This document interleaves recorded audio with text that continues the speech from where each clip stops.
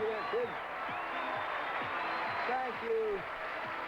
Thank you very much. We're going to be spending time together making some intriguing decisions. We're all in for some entertaining discoveries and I think some strange surprises. To help us with this, we need contestants. Johnny, who are our contestants? Bill, we have a homemaker whose interests are music and good cooking. Meet Madeline Hayes. Yay, Madeline. And a university student who's majoring in mathematics. He describes himself as a pinball addict, Mike Kawai. Yay, Mike. As they both wrestle with decisions.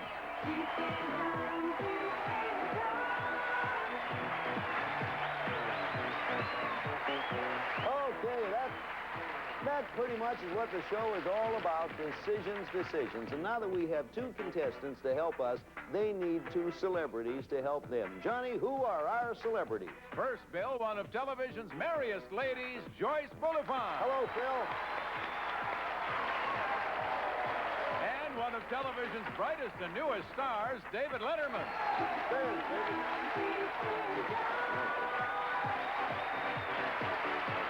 Well, we got the makings. We have the makings of some pretty good decisions. Thank you for coming by to help us, Joyce Bulifant, dear. You're welcome, William, dear. Oh, that's all right. Nice to have you. You're a good player. And you've met Mike Kawai, have you? Mike, say hello to Joyce Yes, and all that hello. sort of thing. And let us hop down there to our next hop down. We will go down and speak to David Letterman. David, thank you for coming by. Thank you. A pleasure to be here. It's a lovely set you have here, Bill. Is it not? Do you like it? Christmas is always my favorite time here at the ski lodge.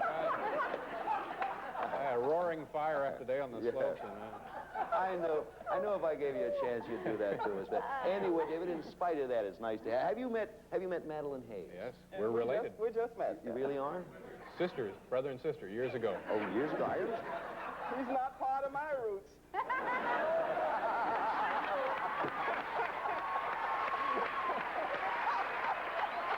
See, David?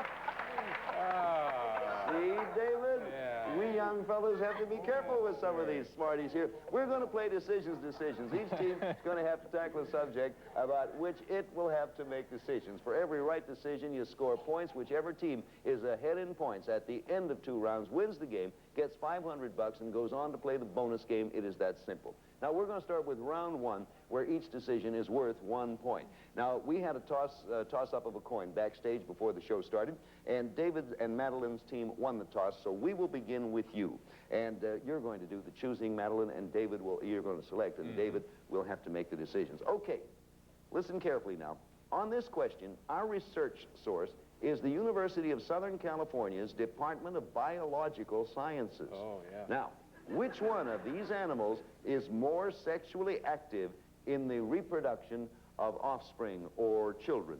Let's take a look at our choices. We have up there a mink, a rabbit, a hummingbird, an elephant, a termite, and a praying mantis.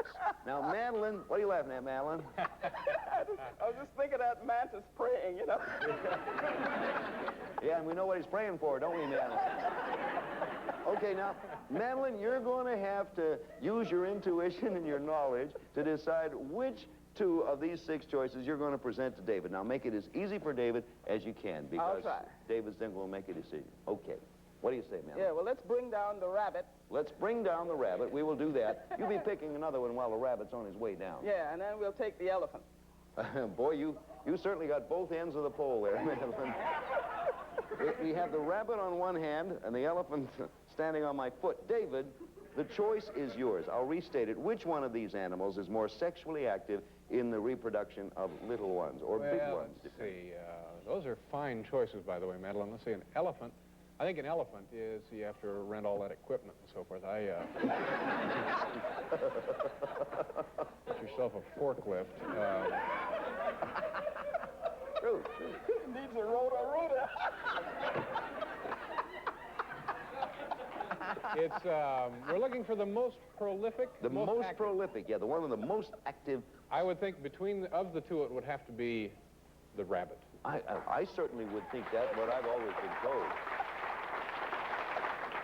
But for all I know, I've always heard it had been an old hare's tail or something. You chose rabbit, going for point number 1. Between the rabbit and the elephant, which one is the more sexually active? Certainly the rabbit, and you got a point. That's the idea. Okay, Madeline, you're rolling now. Keep trying to make the choices easy. Rabbit stays. Pick another one, Madeline. All right, I'll take the hummingbird. Why is that? Well, he spends all that time humming after all. Okay. We have up there for you, David, a rabbit, and we have a hummingbird. Which do you think is the more sexually... Of the two, I think Madeline hit it there with the hummingbird. You can't do anything. It gets old in a hurry. Again, rabbit. Rabbit. You chose rabbit again. Between the rabbit and the hummingbird going for point number 2, which is the more sexually active? By golly, you're right. That rabbit is moving in there. Madeline. Real progress now. Select again, and David will make the choice. Yeah, well, I'll bring down that praying fellow, the mantis. The mantis, okay. And it's up to you, David, to make this. I think with this particular insect, what they do, they either, as soon as they breed, they die, or they eat their young. Either one pretty much inhibits sexual activity. I'm going to go with the rabbit again. Do you know what? The true story about a praying mantis is, after sexual activity, they eat the closest rabbit. But I'm big on that technical stuff. You took rabbit, did you, David? I did take the rabbit. It is giddy time. I know that. We have rabbit here. We have praying mantis. Of those two, which is the more sexually active? Well, we know one thing, Madeline. We know his prayers are answered, don't we? Yeah, but which one has the most fun? Yeah, I see your point. Madeline, pick another one. We have mink and termite. So far, praying mantis is the big one there. Well, I'll bring down the mink. Well, this is interesting. I feel that minks and rabbits pretty much are the same thing, aren't they? Yes, there's... For all practical purposes. You go into a restaurant, you order a rabbit, chances are you're getting a mink. You don't know. You buy a mink, you might get a rabbit. Absolutely, madam. What do you say we get out of here, huh? So, with that in mind, I'm going to select praying mantis. You are picking the praying mantis? Yes, sir. Over the mink? It's the kind of guy I am. Okay. I never doubted for a minute. David says praying mantis. He's that kind of a hairpin. Going for praying mantis. Of those two, which is the more sexually active? David, you're right. You're that kind of guy. Okay. Madeline, the last choice, of course, is termite. You needn't choose that because that's all that's left on the board. David, your final choice. Termite, praying mantis, which has the most active and fun type sex life?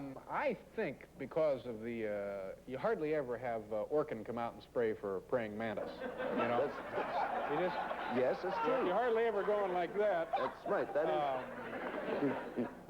I think it would be termite. I like your reason. I don't care whether you're right or wrong. Between termite and praying mantis, this is the final one in this round. Which is the more sexually active? David, you're right. Well done and well thought out. You have 4 points there. I have the exact order here. This is our scientific thing from USC. The termite does it, or let us say reproduces,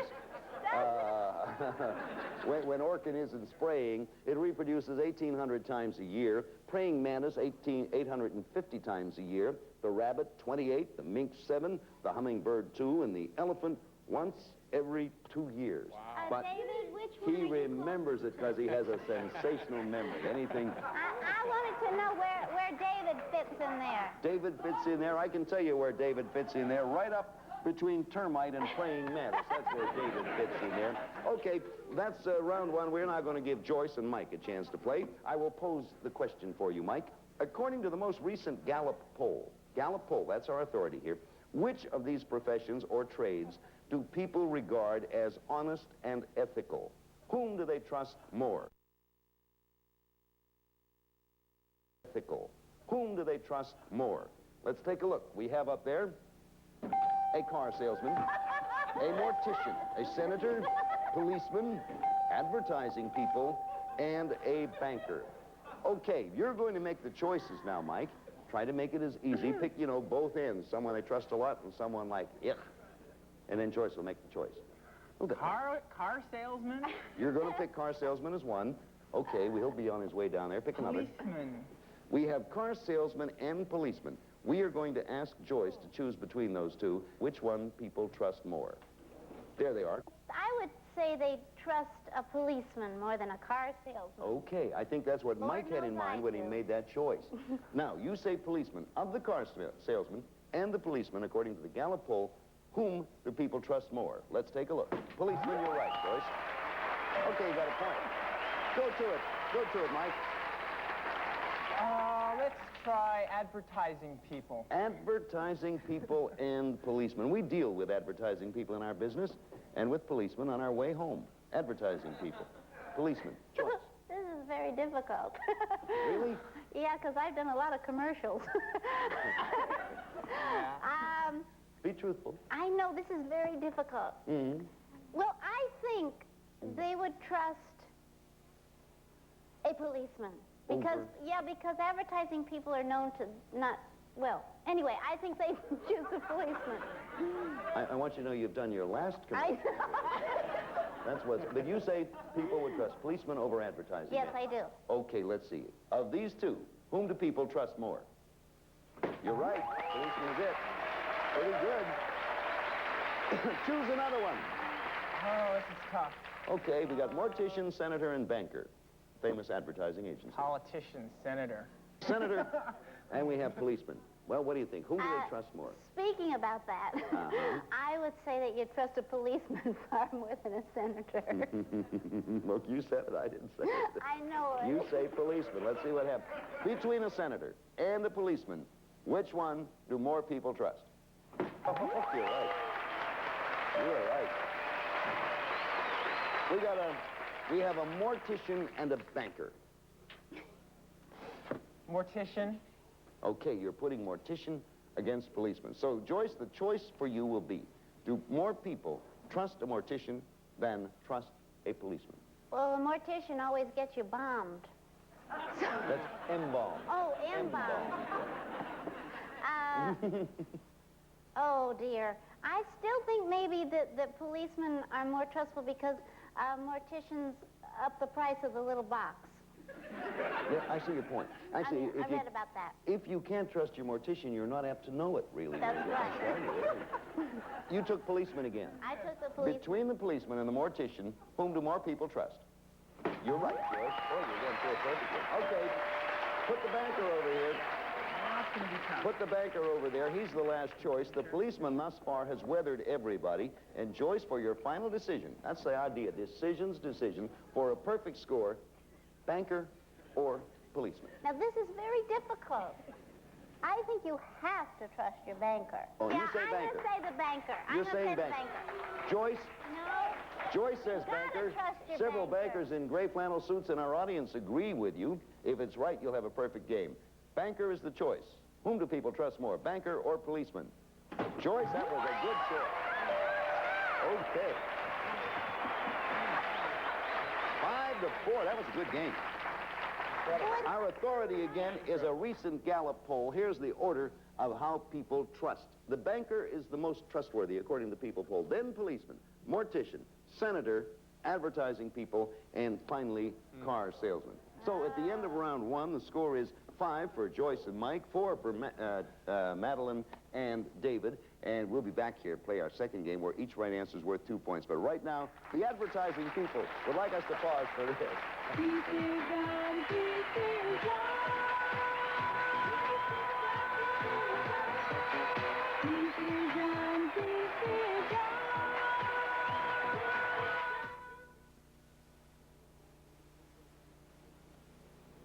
You know, in round two, each right decision is worth 2 points, and it's the celebrity this time who's going to make the selection, and the contestant who will make the decisions. So, David, you'll be selecting for Madeline, who will make the decisions. Score now, Joyce and Mike 5, Madeline and David 4, and here we go. We polled 500 women as to what it is about men that turns them on.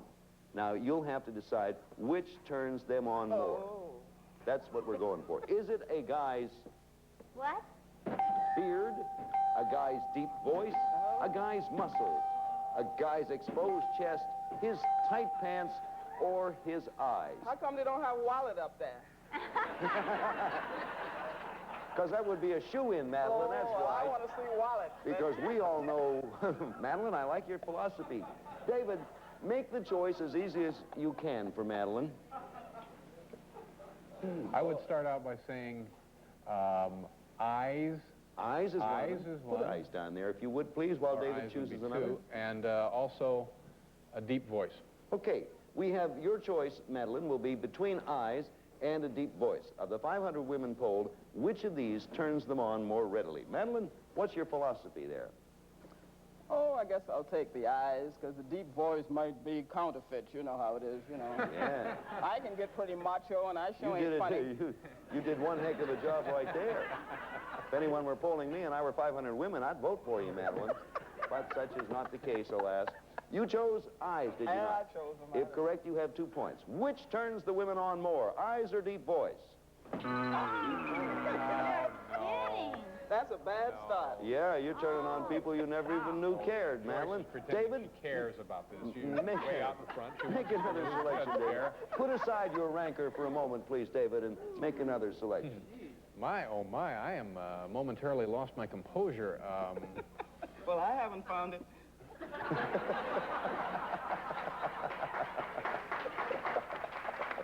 Hey, we could work out a trade, Joyce. Okay, beard. Beard. Okay, David has selected beard. Madeline, once again, even though the deep voice, according to you, can be counterfeited, are the women more attracted to a guy's beard or his deep voice? Oh, I'll take the deep voice this time. Let's see how well you do. The women poll, which turns them on more, beard or deep voice? Madeline, you scored on that one, got 2 points. David, select again, if you will, please. Let's see. I read something recently with regard to an exposed chest, but I believe the muscles would be my... You think muscles more apt to turn them on? Okay, you have muscles up there, and deep voice remains. Madeline, Okay, I'll take the muscles. you'll take the muscles. I'll take the muscles. You do not get the muscles. I mean, you chose them. Yeah, I chose the Decide muscles, yeah. Madeline says muscles. Of the 2, muscles, deep voice, what turns the women on more? Deep voice. Okay, we have exposed chest and tight pants, David. My goodness. You're really going down the drain here. All right, all right. It's not over yet. We're still in this one. Exposed chest. Okay, let's put exposed chest over there. So your choice will be between exposed chest and deep voice. Madeline? Oh, well, I say deep voice then. You're sticking with Might deep have voice. acne on that chest. You never know. Sure. A chest like that is better off not exposed. That's right. It ought to be covered up. You're going with a deep voice. Of the 2, exposed chest, deep voice, what turns them on more? Exposed chest. Madeline, you keep jumping to the wrong part of the body all the way through there. Only one left is tight pants, so we will put tight pants up there along with exposed chest. And Madeline, make your final choice. You have 6, your opponents have 5. Well, I'll take exposed chest. You're still taking exposed Yeah, you might chest. have a sock in those pants anyway. Okay, we got it. Can we take a break a We minute and have- hose her down? Exposed chest. Funny, you notice how I go along and I don't even know anything's going. I'm no dummy. We have exposed chest and tight pants. Madeline Where? Now you're starting. Get out of this. Madeline picked exposed chest. Of the 2, which turns the ladies on more? Tight pants does it. Holy Toledo. Well, you only picked up, I think you only got 1 right answer there, Madeline. I think so. You're good in every department except romance. Score is 6-5. Let me show you the order here, according to the ladies' poll. Tight pants, number 1. Exposed chest, deep voice, eyes, beard, and way down at the bottom, and this sort of makes me happy because I never heard it ahead of you, muscles. So now, with the score 6-5, Joyce and Mike, you're going to get a crack at it. And actually, you only need 1 right answer, and you will have won the game.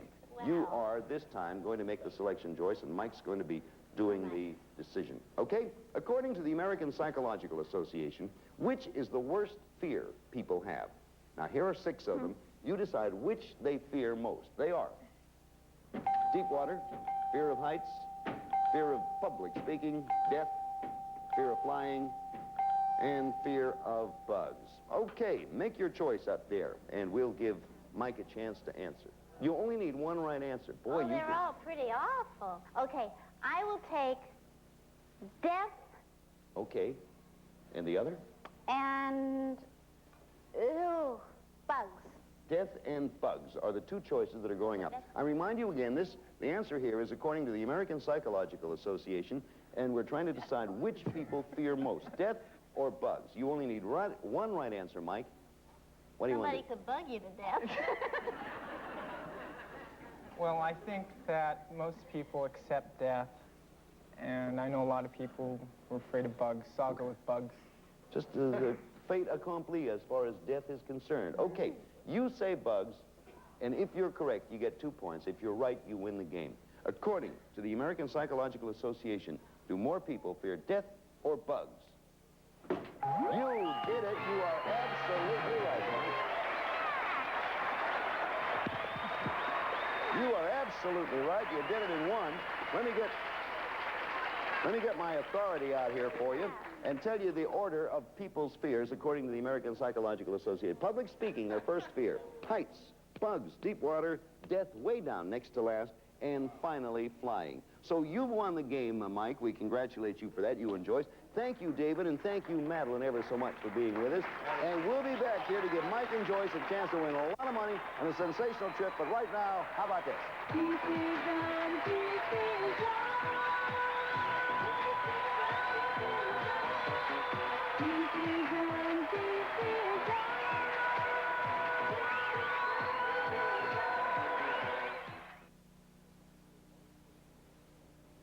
Okay, it's time to play the bonus game in which you, Mike, can win in cash and prizes, thousands of dollars, and Joyce, of course, is here to help you. First of all, here is your subject. Take a look up there. We're going to list 6 animals. The animals are the pigeon, everybody's friend, the bull, the parrot, the lion, the raccoon, and finally the goat.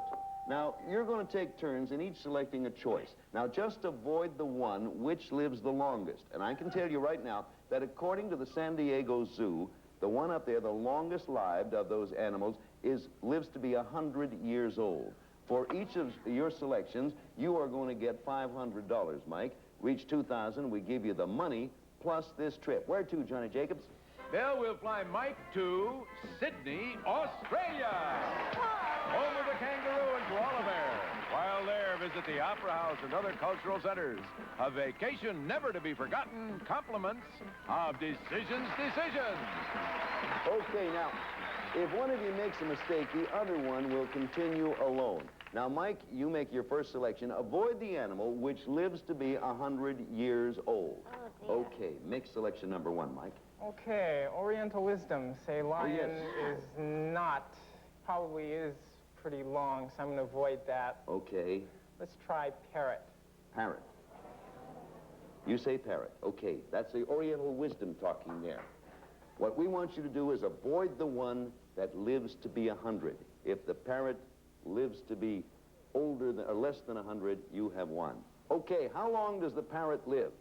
100. Oriental wisdom, go in toilet.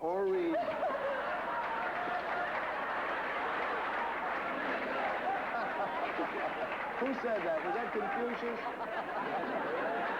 I'll tell you what happens now. You are going to go on alone. You can still, Joyce, because we allow 1 miss and then the partner takes up. So, Joyce, $500 for every correct answer. And get yourself 4 correct answers, $2,000. You win the trip. Now, what I have to find out is how old... I win the trip? No, he wins the trip. You go down and see him off. The next oldest up there, we have pigeon, bull, lion, raccoon, and goat. One of those lives to be 60 years old, Joyce. Try to avoid that one. For $500, Joyce. Mike's out of it now. You got to do it for him. All by myself. All by yourself. I would say the billy goat eats a lot of bad things, so I don't think he'd live that long. You don't think a billy goat lives 60? No. If that is so, you will have $500 for Mike. How long's a goat live? 10 years, you got $500. Okay. Select again, Joyce. You're all by yourself now. You just won Mike $500. Trying to avoid the one that lives to be 60. Raccoons wear those black things. Yes, they do, yes. And they steal. They so do. They probably go to the pen. So Yes. I would say they die soon. They're executed before they get to be 60. Right. How old does a raccoon live to be? You are right again. You have $1,000. 2 more right answers. 2 more right answers, Joyce. He'll have $2,000 in the trip. One of those, pigeon, bull, lion, lives to be... Oh, this is very difficult. 60 years old. Pigeons give messages. Right. If they gave a bad message, they might get it. Mm-hmm. A stool pigeon wouldn't live so long. Mm-hmm. And that might be a lot of bull. And you're not lying. And I'm not lying. Okay. Take care of that as long as... Oh, dear, I am going to take a guess. Okay. I'm going to say a bull. If a bull, Well, if a bull Like does the not... matador gets a lot of those guys. Well, let's see. If the bull lives to be less than 60, you have $1,500, Mike. How old does a bull get to be? 30 years old. You got $1,500. One more. One more. You have the pigeon and you have the lion. One of those two can live to be 60 years old. If you are right, if you choose the one who lives less long than that, Mike will have $2,000 and the trip to Sydney. Or will it be Sydney with $2,000 and the trip to Mike? It doesn't matter. This is difficult because I don't know that much about pigeons. Well, you weren't big on bulls either, but you did all right. I think the drunk's breath in the park might do them in. Uh-huh. So I would say pigeons are the next to go. You are going to say pigeons if a pigeon lives less than 60 years, you will have $2,000 in the trip. Ready? Take a deep breath. How long does a pigeon live to be? 20 years old. Congratulations. Good game. Very good. Hey there, Oriental Wisdom. Not bad at all. You got the trip. Joyce won the trip for you. You blew on the first one. We have practically run out of time, but we have a few seconds left, and I'd like to thank David Letterman for being with us, and you too, Joyce Bulifant. And we're going to have another game here tomorrow. I'm sure you'll enjoy it. Tomorrow, when we get back here, we're going to decide what is the most important thing in the life of John Travolta. And on that weighty note, this is Bill Cullen saying, can you believe it? Goodbye. We'll see you next time.